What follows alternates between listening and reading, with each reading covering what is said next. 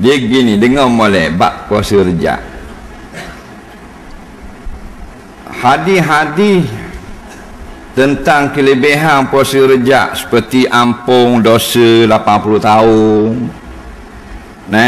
Hak tu dapat fadilat besar-besar ditulis.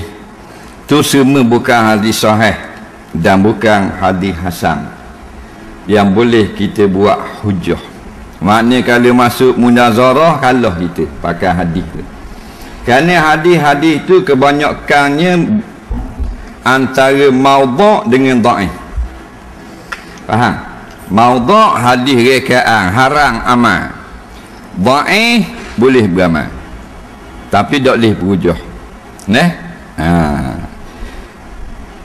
Apa benda yang dhaif? Iaitu hadis tentang kelebihan Rejab. Adapun kita nak puasa Rejab, boleh tak pahala sunat? Boleh. Tak usah sudah hak tu. Nampak? Hak tu boleh. Cuma kalau kita nak puasa sunat Rejab, tak payahlah kita intikad hadis ni memang kuat. Tak payah. Kerana hadis itu telah dinilai oleh ulama hadis dhaif dan setengahnya palsu. Dan kita nak amal juga, amal, tapi bukan berdasarkan hadis itu, berdasarkan hadis sahih. Nabi kata 4 bulan ni iaitu ada kelebihan, bulan-bulan haram. Faham tak? Termasuk bulan Rejab. Padang tak lagi dengan hadis tu? Padang dah lah, ada kelebihan. Bila ada kelebihan, kita puasa sunat ada kelebihan tau. Ada bagi. Macam hadis ni 10 Syaban, bukan hadis sahih, bukan hadis hasan. Jadi nak beramal pada malam tu silakan.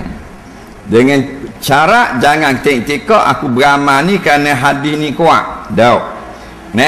Kerana memang pada malam itu ada kelebihan. Cuma hadis-hadis yang banyak mari hadis dhaif ataupun maudhu'. Begitu juga dengan Rejab. Rasa duduk balah. Tidak akan berlaku lagi berduyung-duyung manusia beratur di pintu neraka. Maka kita tanyalah, mana ramai masuk neraka? Puasa Rejab hari tu. Tak. Mula sabar. Tak guna sabar. Bila-bila masa kita nak puasa, silakan, melainkan 5 hari dalam setahun. Hari raya 2 hari, hari tasyrik 3 hari.